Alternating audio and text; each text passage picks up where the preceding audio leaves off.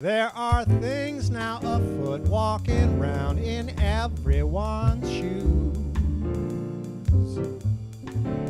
This is a catastrophe for the people of Tucson, that in the 40s and 50s, over 1 million gallons of toxins were poured on the ground in the desert here in Tucson. I'm Roxie Castillo Robles, and I'm with the Outreach Committee.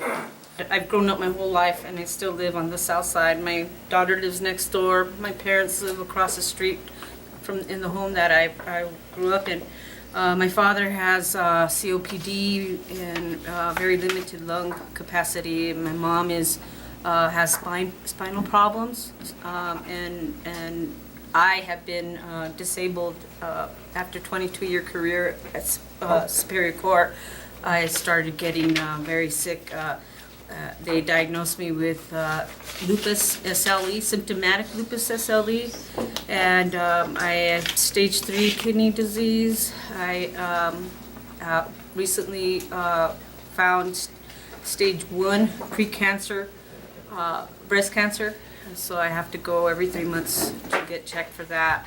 I have my bouts of depression because of it, because prior to having my first daughter, being pregnant, I was very healthy, not healthy, but active. I've always suffered from asthma and lung problems since I was a kid, and like you, I was out and about drinking the water at the parks, playing softball, and just going to the ER. My parents would have to take me every so often because I'd get sick with asthma. I was the sick one of the 3 daughters. And so aside from that and my problems and the fact that I've lost aunts and uncles that lived in the area, my godmother from cancer, bladder cancer, and 2 years ago, my best friend, we grew up together. We were inseparable since elementary, and I'm 50 years old. She got diagnosed with brain cancer. She survived the first go around, 10 years. She always had problems. She wanted a big family. They could not conceive.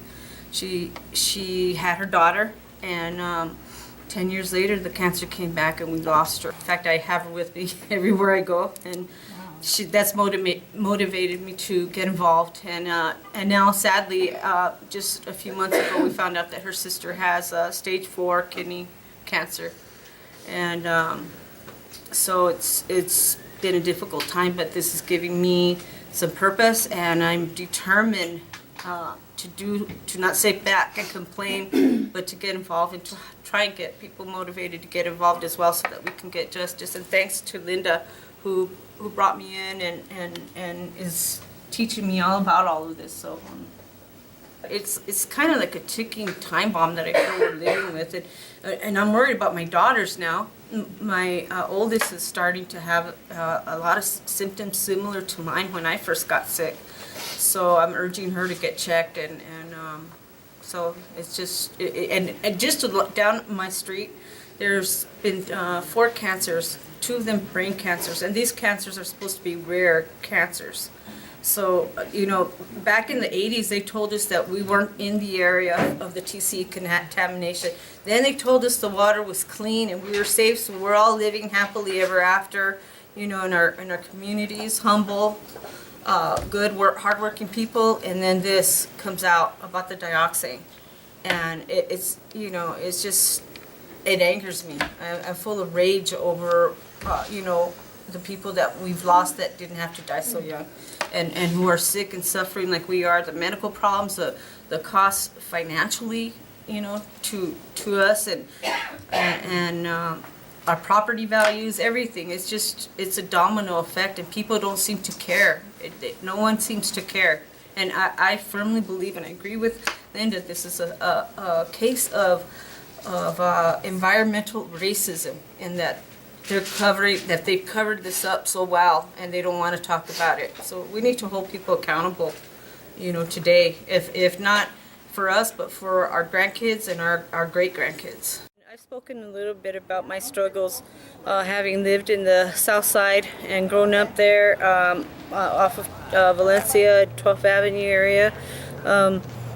my family's been affected. I've lost loved ones, but most recently I wanted to mention my best friend. Her name is Michelle, a beautiful person, inside and out. We grew up together. We were childhood friends, and she died of brain cancer. There's a lot of widespread cancers, brain cancers, and she was only 48 years old, and she left behind a 10-year-old little girl. And now, just 2 years later, we're all still mourning her, but we know she's at peace.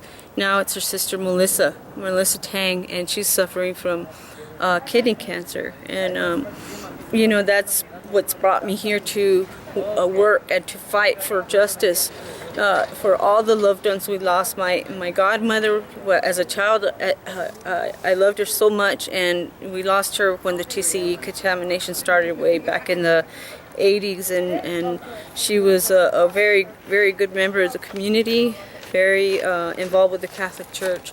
But we all have these stories. We all have so many people that we've lost, and it's just a tragedy.